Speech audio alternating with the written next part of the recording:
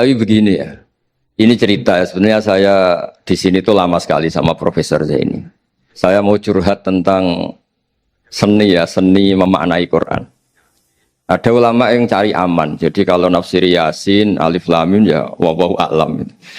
Dan itu bagus karena ya siapa yang nggak tahu kalau wallahu a'lam. Ada yang nekat itu nebak-nebak. A itu apa, lam itu apa, mim itu apa. Ini ya tepak-tepakan, bisa dianggap klenik, bisa dianggap dukun. Tapi dari sekian tafsir itu saya cenderung ngikuti teori umum bahwa andaikan Anda orang Indonesia, kalau mau menjelaskan anak-anak, ini saya beri penjelasan A sampai Z. A, B, C, D gitu. Jadi memaklumatkan bahwa kita akan mengkaji itu secara tuntas. Mungkin dalam kultur kita, wis tak terangno A sampai Z. Wis tak delok mulai rambut sampai sikil. Ya. Sudah saya lihat mulai rambut sampai kaki. Nah, jadi itu ibaratun anil idhah bikullil wuduh. Jadi itu dianggap penjelasan yang begitu detail. Sehingga Alif Lam Mim itu ya dianggap kayak pokoknya Quran ini menjelaskan ABCD. Itu mukhatabnya, itu pasti paham maksudnya demikian. Terus kedua menyangkut apakah yang dingendikakan Allah, yang difirmankan Allah itu mewakili atau kuliah. Kuliah itu mewakili totalitas. Misalnya begini, kalau kita nikah sama perempuan, misalnya namanya Sri gitu. Bisa saja punya adik namanya Dwi atau punya mbak namanya Dwi. Lama-lama kadang misalnya kita nyesal sebagai manusia. Kok cantik adiknya itu atau cantik mbaknya itu. Kemudian Islam melarang wa antasma'u binal ukhtaini. Kamu tidak boleh menikahi dua bersaudara secara langsung. Tapi itu pun kalau kamu anggap sebagai panduan hukum itu bahaya. Karena melahirkan pertanyaan gimana kalau ponakan dan buliknya. Jadi kita nikahi Sri, buliknya masih cantik, terus kita nikahi juga boleh enggak? Sebab itu zaman Rasulullah SAW ketika baca ayat wa antasma'u binal ukhtain, zaman itu Nabi menambahkan juga kamu enggak boleh nikahi perempuan plus buliknya. Sehingga wa antasma'u binal ukhtain itu dianggap ibaratun an hurmatil jam'i binal mahromen. Itu dianggap pelarangan menikahi dua perempuan yang ada unsur apa? Mahram. Lalu pertanyaannya, kenapa Allah hanya menyebut dua saudara? Karena yang potensi masih sama-sama cantik ini dua saudara. Jadi Allah tidak perlu melarang wa antasma'u binal mar'ati wa jaddatiha. Karena kalau itu kan orang-orang agak-agak waras kan kira-kira gitu. Masa tertarik cucunya karena umur 17 juga tertarik mbahnya yang 80 tahun. Kira-kira tidak usah dilarang juga nggak kepikiran kan gitu. Tapi kalau saudara kan kepikiran. Makanya banyak kalau mbaknya mati, wong Jawa itu ngeduni, mbaknya meninggal terus nikah adiknya. Kadang adiknya meninggal juga nikah adiknya lagi. Itu kalau orang tuanya masih nekat bisa habis anaknya. Saya pernah punya teman tuh mbaknya dinikahi mati, nikahi lagi adiknya mati. Lu adik ketiga mau dinikahkan lagi. Saya tantang itu habis anak kamu kalau gitu. Nah, sehingga kita yang nekuni fikih itu tahu wa antasma'u binal ukhtain itu bukan harus ukhtain. Dan makanya terus ulama mengingatkan bahayanya berpegangan Quran enggak didampingi ulama karena nanti akan bilang yang diharamkan Quran itu al-jam'u binal ukhtain, hanya mengumpulkan dua saudara. Berarti sama bulik bude boleh sama mbah boleh, itu bahaya sekali. Karena memang zaman itu Nabi hanya menambahkan wala binal mar'ati wa ammatiha wala binal mar'ati wa kholatiha, juga enggak boleh menikahi perempuan plus bulik baik dari bapak maupun bulik dari apa? Ibu. Nabi zaman itu tidak menambahkan wala binal mar'ati wa jaddatiha karena dikira itu normalnya orang pasti tidak kepikiran nikah perempuan plus mbahnya karena umurnya pasti terpaut jauh. Kemudian ada lagi misteri tafsir yang pasti ulama itu beda. Misalnya begini. Dalam cerita-cerita karomatul aulia dan kita yang nekuni ilmu itu kita percaya lah. Soal yang nggak percaya ya monggo, ini karena tidak tek Quran dan hadis. Ketika seorang Nabi Muhammad SAW di alam arwah, karena di hadis Mi'raj Nabi juga sering ketemu para nabi, di antaranya ketemu Nabi Musa, ketemu beberapa nabi. Itu hadisnya sahih bahwa Nabi sering ketemu para nabi di alam arwah. Dan ini punya efek di kitab tafsir nanti. Ada ayat tentang pertemuan Nabi Muhammad SAW dengan Nabi Musa. Singkat cerita di kitab-kitab wali diterangkan, suatu saat Nabi itu dikomplain oleh Nabi Musa karena beliau ngendikan ulama umati ka'ambiya Bani Israel. Kualitas ulama umatku itu sama dengan kualitas nabinya Bani Israel. Ini kan memancing sentimen. Kata Nabi Musa, benar saja masa saya Nabi kok disejajari ulama gitu. Disjajari ketua direktur tadi, direktur studi Quran kan nggak terima. Masa Nabi setara dengan LC MUI kan nggak terima. Dan itu menurut saya bagus Nabi Musa nggak terima itu. Saya sendiri juga nggak terima gitu. Akhirnya buktinya apa? Dalam cerita wali itu dipanggillah Imam Ghazali. Di cerita wali itu kata Imam Ghazali, nama kamu siapa? Ana Muhammad bin Muhammad Al-Ghazali At-Tusi Asy-Syafi'i. Jawabnya panjang sekali. Ana Muhammad bin Muhammad Al-Ghazali At-Tusi Asy-Syafi'i. Terus Nabi Musa, loh saya tanya nama kamu cerita bapakmu, mbahmu, madhabmu, daerah kamu.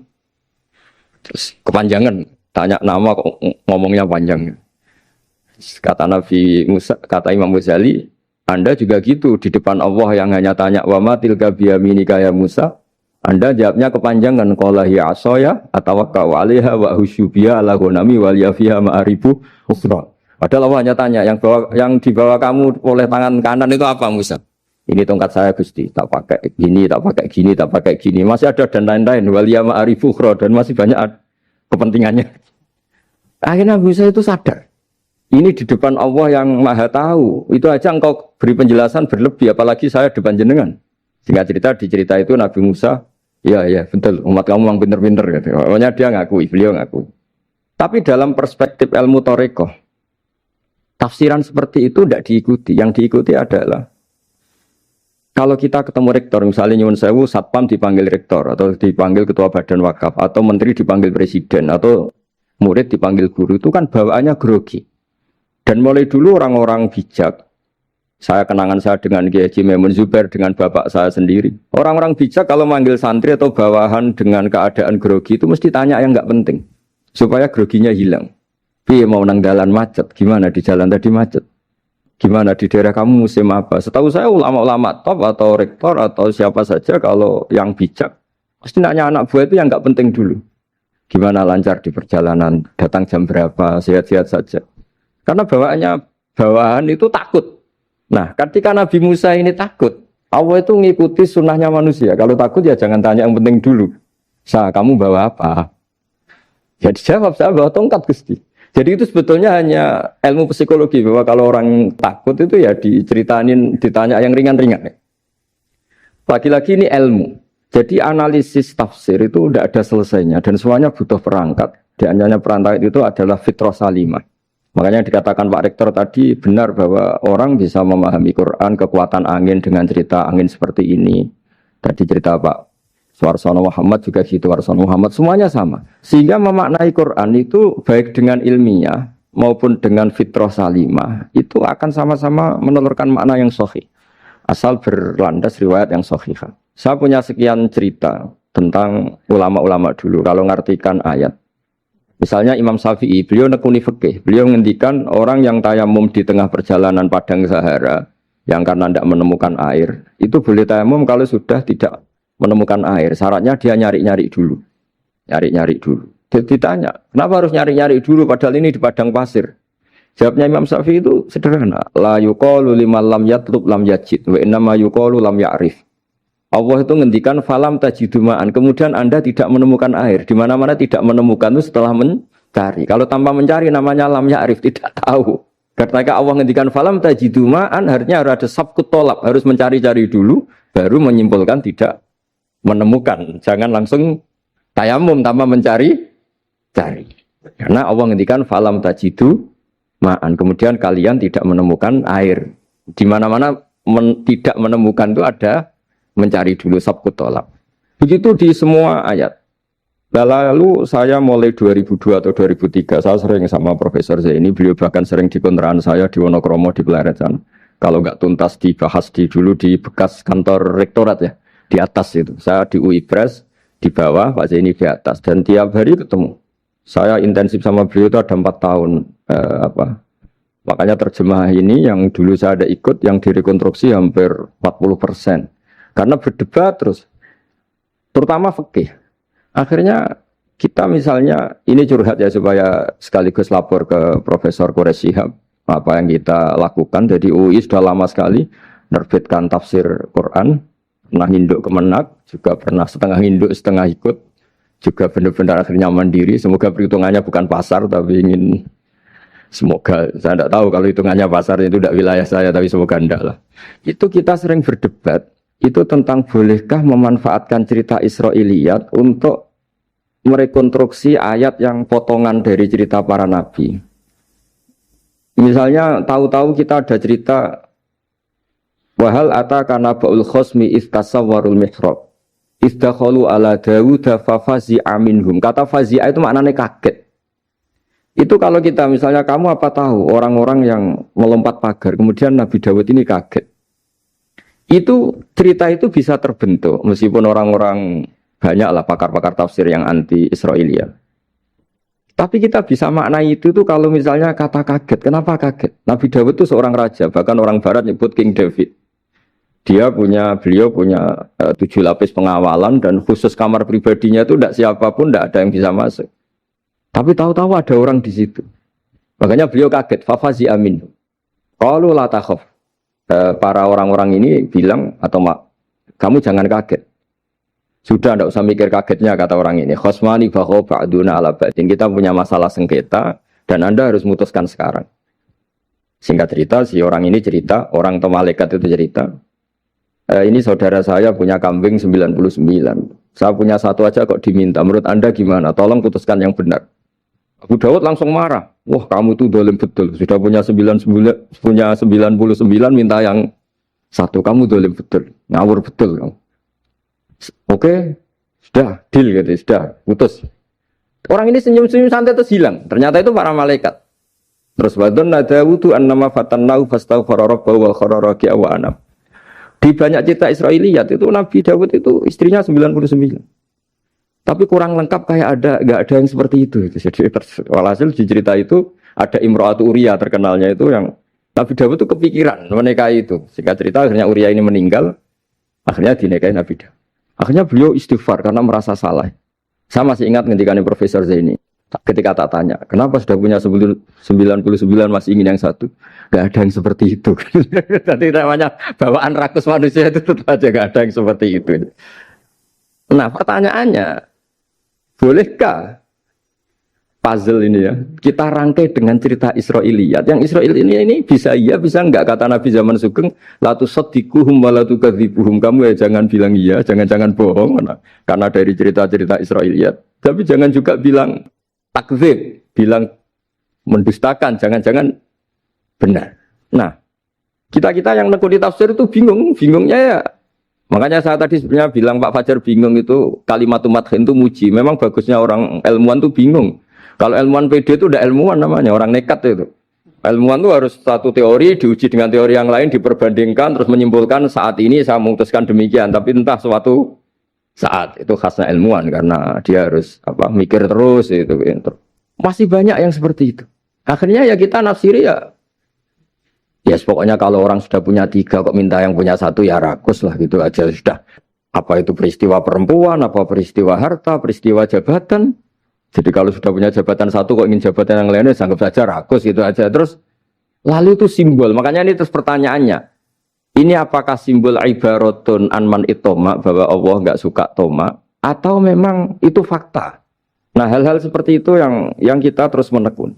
Kemudian yang ketiga misalnya kita ini sebagai cucu yang kurang baik. Setiap kita pidato cerita dosanya Nabi Adam diusir dari apa? Surga. Dan saya itu orang yang insya Allah disayang Nabi Adam. Saya termasuk cucu yang baik. Di mana-mana saya cerita. Nabi Adam itu keren meskipun diusir dari surga. Karena Nabi Adam itu diusir dari surga itu bukan karena dia kepencut sajaratil khuldi. Itu enggak. Jadi ceritanya gini. Kata Allah, Adam kamu boleh makan apa saja. Kecuali satu pohon ini. Kamu jangan makan buahnya. Nabi Adam nurut. Nah terus banyak kiai yang cerita.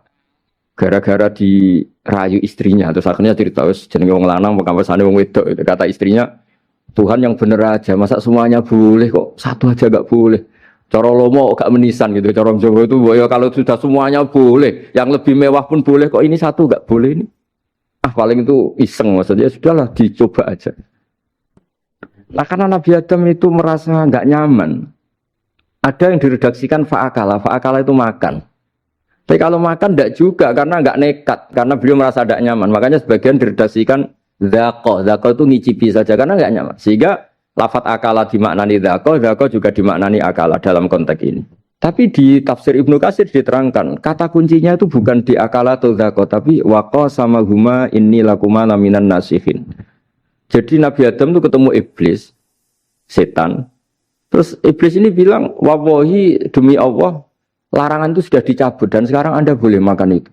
Atau apalah sumpahnya iblis merayu itu. Ketika Allah tanya, ya Adam kenapa kamu makan sajaratul khuldi padahal sudah saya larang. Ini hebatnya Nabi Adam. Waqa sama huma. Wa izzatika ya Rabbi ma adzunnu anna ahadan yaklifu bika kadiban. Wa izzatika ya Rabbi ma adzunnu anna ahadan yaklifu bika kadiban. Misalnya saat kita punya teman yang biasa bohong dengan kita. Oke, biasa bohong kita tidak percaya. Tapi kalau teman itu bilang gini, kamu dipanggil rektor. Misalnya saat santri kamu dipanggil Mbah Maimun. Bawaannya orang takut karena bawahan tadi. Itu pasti tidak ngecek lagi. Meskipun yang cerita ini orang bohong, biasa bohong. Tapi ini dipanggil rektor, dipanggil ketua badan wakaf, ketua yayasan badan wakaf. Kan pikirannya tuh, waduh. Mendingan coba-coba lah daripada bawaannya itu mesti tidak mikir langsung. Nah, ketika nama engkau disebut ya Allah, ketika nama engkau disebut, wallahi saya ini benar kata iblis. Saya tidak kepikiran wa izzatika ma adzunnu anna ahadan yahlifu bika kadziban. Saya tidak pernah mengira ada seseorang atau makhluk siapapun yang ketika menyebut engkau kemudian dia bohong. Mencatut nama presiden itu buat orang fasik kan ya takut. Nyatut nama rektor buat orang nakal pun takut. Apalagi ini nyatut nama Allah. Ini Allah sudah bilang kamu boleh makan ini. Barokahnya jawaban itu sumastabahu rabbuhu fataba ali wahada. Nabi Adam saat itu juga jadi al-mujtaba. Dia orang pilihan. Ya, ini saya termasuk cucu yang baik karena meneruskan cerita sampai sempurna. Jadi mohon para kiai, para balik yang cerita Nabi Adam dosa itu mohon tobatlah, kasihan tuh mbah kita, anu diceritakan dosa nih, dosa kalah beong wedok, semacam-macam, nah, itu kasihan. Bacanya harus urut. Wa aso adamu rabbahu fahuwa tapi sumajtabahu rabbuhu fataba alaihi wahda. Jadi lengkap lah, jangan cerita dosanya tok terus disimpulkan. Mbah kita aja dosa, apalagi kita sudah salah ngambil dalil, dipakai justifikasi gitu. Nah, hal-hal seperti ini tuh kita sering debat sama Pak Zaini ya, debat-debat ilmiah karena kita yang ada ayat potongan-potongan tadi itu tidak bisa merangkai kalau tanpa memanfaatkan dengan tanda kutip itu, dengan tanda kutip itu memanfaatkan kisah-kisah Israiliyah. Karena bawaannya ini panjang. Saya beri contoh lagi, qala bal sawatat lakum anfusukum. Misalnya siapa bawaannya Nabi Ayub, Nabi Yusuf, Nabi Yakub. Nabi Yakub itu dirayu oleh anak-anaknya. Sudahlah, Yusuf itu kita ajak main. Singkat cerita walhasil karena mereka punya niat buruk, Nabi Yusuf itu dibuang di di sumur. Kemudian mereka datang waja'u abahum isya ayyabkun. Qalu ya abana inna dhahabna nastabiqu wa tarakna Yusufa inda mata'ina fa akalahu dhi'b. Ya kita ini main, Bah. Tapi ketika di hutan, kemudian Yusuf dimakan serigala. Dan mereka pura-pura nangis. Wajah wabahum isya ayyabkun. Dia datang pura-pura nangis. Dan terus abahnya bilang, wah ini rekayasa kamu. Qala bal sawatat lakum anfusukum amro. Pasti ini rekayasa kamu. Nah, kata rekayasa di sini itu kita mikir loh, kok ujuk-ujuk Nabi Yakub bilang rekayasa itu gimana? Tapi barokahnya konstruksi cerita-cerita tadi kita tahu. Yaitu tadi gak ada kejahatan yang apa? Sempurna. Terus mereka kan latohu saubahu bidamin. Mereka itu melumuri bajunya Nabi Yusuf dengan apa? Darah, seakan-akan Nabi Yusuf itu dimakan apa? Serigala. Tapi dia lupa menyobek-nyobek baju tadi. Makanya Nabi Yakub bilang, cek sopan nih serigala itu. Ketika mau makan baju anak saya disuruh nyopot dulu gitu. Jadi peradabannya gitu. Nah, di sini kata samalat itu ada konstruksi yang kita mau tidak mau pakai cerita tadi. Karena wong dimakan serigala kok bajunya utuh. Cek beretikanya serigala itu. Mungkin kuliah di UI. Jadi, nah kita ini nekuni itu. Jadi apa ya? Dan terus, nah kita akan cari aman. Artinya cari aman itu kalau tafsir atau terjemah berdasar Israiliyat kita nanti dimarin orang banyak. Tapi tidak juga kita kadang-kadang mau tidak mau karena ada kata yang tersembunyi. Yang mau tidak mau utuhnya itu kalau memanfaatkan Israiliyat tadi. Nah, makanya Nabi ketika ditanya, ya Rasulullah bagaimana dengan cerita dari Bani Israel itu. Ya, Nabi ngendikan la tusaddiquhum wa la tukadzibuhum. Ya kamu jangan bilang iya, ya jangan bilang tidak. Tapi setelah kita nekuni tafsir, ya nekuni apa itu mau tidak? Yang terakhir sebagai matur kita ke Profesor Dr. Quraish Shihab, masalah fikih terutama yang mendesak. Quran itu kalau cerita fikih itu kan belum dibabkan dulu ya. Misalnya at-thalaqu marratan, cerai itu ya hanya 2. Cerai hanya 2 ini kan kita jadi bingung karena taunya kita cerai itu sampai apa? 3. Akhirnya mau tidak mau kita membuat taksisul fikih, dasaran fikih. At-thalaqu marratan ayat tolak sing yasihur rujuk, tolak yang boleh rujuk. Itu 2. Namanya roj'i. Kalau tolak ini roj'i wa bu'ulatuhunna ahaqqu biradihinna, di masa iddah suami tadi maling berhak rujuk. Artinya orang lain enggak berhak karena ini masih fi hukmi zaujiyah. Dia masih dihukumi seorang apa? Istri. Nah, baru fa in talaqaha fala tahillu lahu min ba'du hatta tankiha zaujan ghairah. Ini yang terus kemudian orang fikih menyebut tolak bain yang kalau itu terjadi si istri ini tidak halal bagi mantan zaujnya kecuali sudah dirasakan orang apa? Lain. Jadi terus kita ini mikir hatta tankiha zaujan ghairah itu ukurannya nikah itu apa? Mayoritas ulama bilang ukurannya nikah bukan sekedar akad, tapi sudah dirasakan orang lain. Sudah ada hubungan intim. Memang harus bahasa vulgar ya, karena ini fikih. Ben kapok cara Jawa, oleh nalak tenanan jebule ape balik bojone dirasakno wong liya. Kadang mukhalil ini kebablasan enggak mau ngelepas. Padahal dia kadang mukhalil order, tapi kalau cantik terus menarik kan dia enggak mau lepas. Nah, pertanyaannya itu kan tapi ada mazhab yang meskipun syad, yaitu yang mengatakan ya hanya akad sudah sah. Tapi itu di coro bahasa sekarang dibully banyak ulama, disalahkan. Wong tujuannya itu bikin jera, kok hanya akad kan tidak jera. Jadi mukhalilnya hanya akad, setelah akad nanti menceraikan itu sudah cukup. Itu disalahkan banyak ulama karena ketika peristiwa itu terjadi pada istrinya Rifa al-Qurazi, jadi di hadis itu ya vulgar. Ya Rasulullah, saya ini istrinya Rifa al-Qurazi. Kemudian dia mencerai saya, fabat tato lagi, tolaknya sampai habis. Kemudian saya nikah sama Abdurrahman bin Zabir. Di hadis ini bukan bacanya bukan Zubair tapi Zabir. Abdurrahman bin Zabir. Tapi orang Arab itu ya agak-agak vulgar. Wa inna ma ma'ahu mislahud batis saw. Tapi alat kelaminnya tuh kiwir-kiwir. Nabi saya tidak mau. Ya. Terus Nabi tertawa-tawa di hadis itu ya, kalau sama tertawa ini sudah sunnah Rasul karena mas di hadis itu fatabas sama dohikan. Nabi itu tertawa sampai coro Jawa guyu ngakak. Fatabas sama dohikan, bukan fatabas sama mutabut. Tapi di semua teks hadis fatabas sama dohikan. Nabi tertawa-tawa. Kamu ingin ya sama suami kamu yang pertama. Terus Nabi ngendikan la kata hatta yadzuqa usailataki wa tadzukina usailata. Enggak, sehingga kamu merasakan dia dan dia merasakan kamu. Sehingga ulama mengatakan hatta tangkiha zaujan khairah adalah sampai hubungan suami istri untuk menjadi mukhalil yang maksud saya di sini juga matur sama rektor sama ketua badan wakaf ini enggak gampang ngamanati jadi direktur. Makanya Pak Fajar minder sudah bener. Mendingan noto sandal dari kanan jadi kiri, kiri jadi kanan gitu. Karena PR-nya itu besar dan nanti diaudit. Apalagi kalau dapat gaji lebih besar lagi. Makanya ini kalau bisa Pak Rektor, Pak Badan Wakaf ini nggak usah digaji supaya hisapnya ringan. Sudah keliru dapat uang kan berat hisapnya. Ya dulu tanya Profesor Zaini, bertahun-tahun saya kerja di itu nggak kepikiran gaji, sampai sekarang nggak kepikiran. Pak Zaini tahu kalau saya ikhlas. Saya bilang, kok ada orang ikhlas gak Pak? Saya ini anak kiai, cucu kiai, ajaran paling pokok ya ikhlas. Sebetulnya bukan ikhlas banget, karena kalau digaji kok salah itu hisapnya berat. Sudah salah dapat gaji. Jadi mohon ini dipakai percontohan pertama. Ya ini kan kita saudara semua, relax saja lah. Dipakai percontohan apa? Pertama ada direktur studi apa Pak On tambah apa? Tambah gaji ya. Tambah follow sih kata ketua DPPAI ini ya. Jadi ini semua matur kita ke Profesor Quraish Shihab sebab beliau nanti bisa ngendikan. Saya termasuk orang yang sangat menghormati beliau dan insya Allah nanti saat tanggal 6 April atau apa juga mau sowan beliau. Dan beliau juga sering curhat, saya juga sering baca tafsir Al-Misbah beliau di Muqaddimah.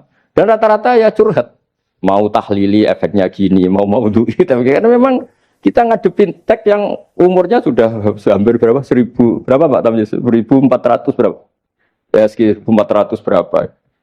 Tapi tadi makanya kan kita kalau nerjemah terus saya diantara yang saya usulkan ke Profesor Zaini saat itu Saya mau ikut tim asal ada catatan kaki, terus ada beberapa tambahan catatan kaki supaya tadi wa antas mau binal ukhten itu kalau kita misalnya kita kembali ke Quran hadis, Quran saja.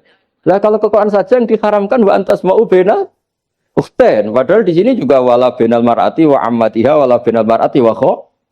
Terus kita sebenarnya ingin nambahi wala binal mar'ati wajat tadi.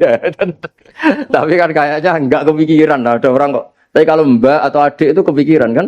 Karena kalau ketemu temannya kan saya sering punya teman yang dapat dua-duanya teman saya. Kok kamu nikah yang ini? Ya Gus ajane ayu Mbak Yunis dirabi wong. Ya, atau yang ayu adiknya juga, wah saya keduluan Gus ajane aku lak incer adik. Ambek bapaknya dijokno Mbak Yunis. Lah yang potensi masih begitu itu kan saudara kan. Makanya ini yang dilarang Allah wa antas mau benal ukhten karena yang potensi masih ada rasa ya benal ukhten. Tapi bukan berarti yang lain boleh. Makanya hadal jam'u al-muharram wa ibaratun an hurmatil jam'i bainal mar'aten sing ada hubungan nasab. Jadi tidak harus antara apa? Saudara, tapi dua perempuan yang ada hubungan apa? Nasab. Yang andai kan salah satu itu lelaki enggak boleh kawin, maka dua perempuan ini tidak boleh tahta rajulin wahid. Nah, kemudian ulama bikin kaidah itu ya, dua perempuan yang andai kan salah satu ini kok lelaki enggak boleh kawin, maka tidak boleh dikumpulkan oleh satu lelaki finikahin wahid. Misalnya sepupu itu kan andekan misalnya kamu nikahi Dwi punya sepupu Sri, dari awal kan sepupu itu boleh nikah. Maka andekan kamu poligami dengan cara seperti itu kan nggak masalah. Yang masalah itu apa? Dua perempuan yang andekan salah satu itu lelaki nggak boleh apa? Nikah, berarti dua perempuan ini tidak boleh tahta rajulin wahid.